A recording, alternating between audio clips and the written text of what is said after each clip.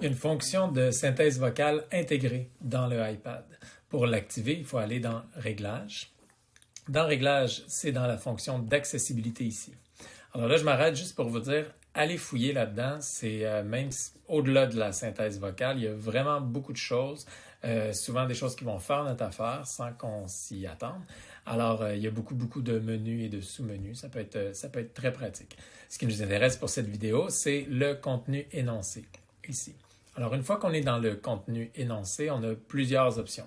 Le premier, énoncer la sélection, c'est le plus simple.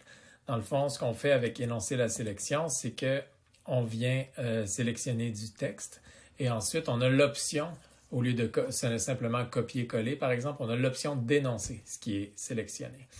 Ça m'amène aussi à vous parler tout de suite d'un petit truc. Quand on est sur Safari, comme ça ici, on a le petit bouton ici avec 2A. Ça nous donne des options sur la page qu'on est en train de consulter. Alors là, je suis en train de consulter une page de Wikipédia et j'ai l'option, la première en haut, c'est d'afficher le lecteur. Je clique sur afficher le lecteur et ça devient beaucoup plus simple de consulter la page. Alors, on imagine que dans une version, vous comprenez bien que dans une version simplifiée du texte, comme ça, c'est exactement le même texte, mais il n'y a plus tous les menus qui sont autour, toutes les options, les liens vers d'autres pages. Il n'y a plus tout ça, toute la page est épurée de ses publicités aussi. Alors là, c'est beaucoup plus facile de venir sélectionner du texte et de venir énoncer toute la page. Donc, c'est déjà une bonne habitude à faire prendre aux élèves de sélectionner simplement une partie de la page. Alors, si je viens sélectionner, comme je vous disais tout à l'heure, je viens sélectionner une partie du texte en cliquant un coup sur ce que je viens de sélectionner en bleu. Bien maintenant, j'ai l'option d'énoncer le texte. La synthèse vocale est une technique informatique. Alors là, elle a lu ce que j'y ai demandé de lire. Quand je dis elle a, c'est Siri. Je reviens dans les réglages. Ça, c'était énoncer la sélection. Lire le contenu de l'écran, c'est écrit en dessous qu'on peut balayer de haut en bas avec 2 doigts pour entendre le contenu. Alors, si je reviens à ma page comme ça, je viens balayer de synthèse haut en bas vocale, avec 1770. Cet article est une ébauche concernant l'informatique. Vous pouvez partager vos connaissances en l'améliorant. Comment? Selon les recommandations des projets correspondants. On voit que j'ai un petit mini contrôleur ici qui apparaît. La flèche qui est ici, ça permet de le mettre vers la gauche. En fait, si on clique dessus, on peut le placer où on veut dans la page. Et on a des options pour changer la vitesse et changer aussi le mode de sélection. Je vais y revenir. Alors ça, c'est une fonction de base.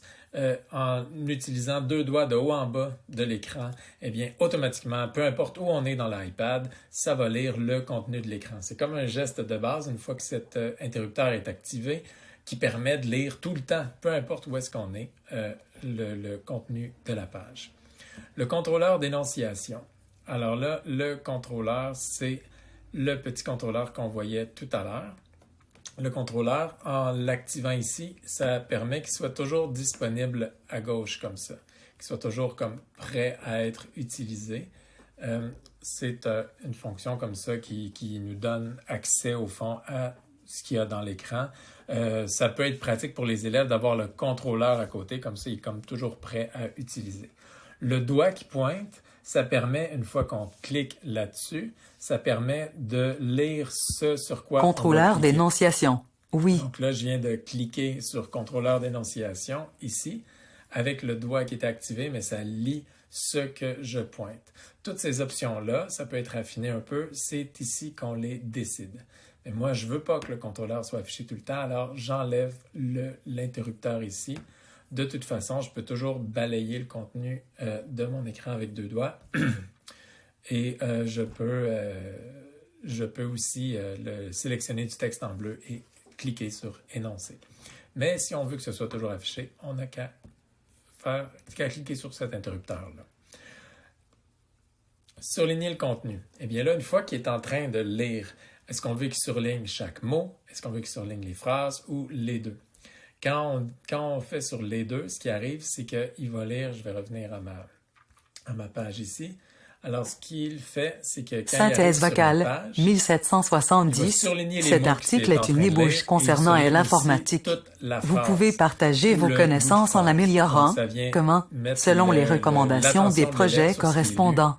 Consultez la liste des tâches à accomplir en pas. Alors, c'est ça qu'on contrôle ici. C'est ce qu'on contrôle là. Comme on peut changer la couleur d'arrière-plan, tout ça. Je reviens. Surligner le contenu. Retour de saisie. Ça, c'est très intéressant et c'est encore plus méconnu. Le retour de saisie, on peut activer, par exemple, pour chaque caractère, on va activer si, par exemple, je tape un S ou j'écris un S, eh bien, ça va dire S. Mais on peut énoncer simplement les mots et on peut faire l'énonciation automatique. Ce que ça vient faire, par exemple, si je m'en viens dans une note, j'écris des mots. Est-ce que je suis allé au... Au. Dépanneur. Hier. Je. Ne. Me. Ou. Souviens. Plus.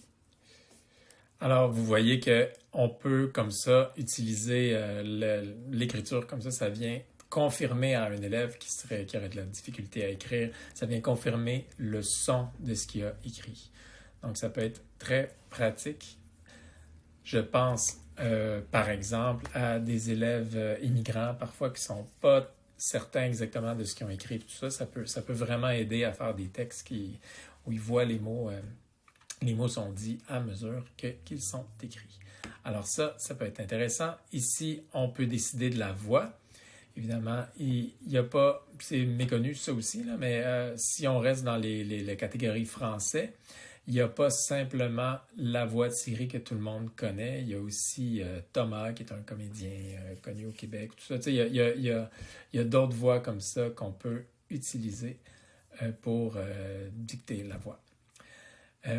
Donc, on peut changer la voix, un homme ou une femme, et on peut décider du débit. Il peut parler plus ou moins vite comme ça. Par défaut, la fonction énoncer la sélection permet de lire. La fonction énoncer la sélection permet de lire.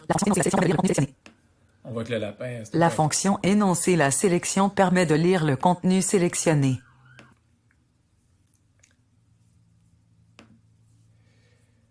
Alors, voilà pour les fonctions d'accessibilité. Donc, ce que ça donne, c'est quand on vient sur une page comme ça, on peut facilement faire lire tout le contenu de la page en utilisant deux Synthèse doigts vocale, en bas, 1770, cet article. Ou on peut simplement utiliser le doigt pour décider quelle partie on va lire. Virgule.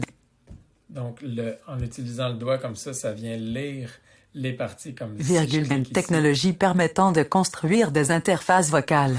Parmi les applications, on peut citer la vocalisation d'écrans informatiques pour les personnes aveugles ou fortement malvoyantes. Ce qu'on veut.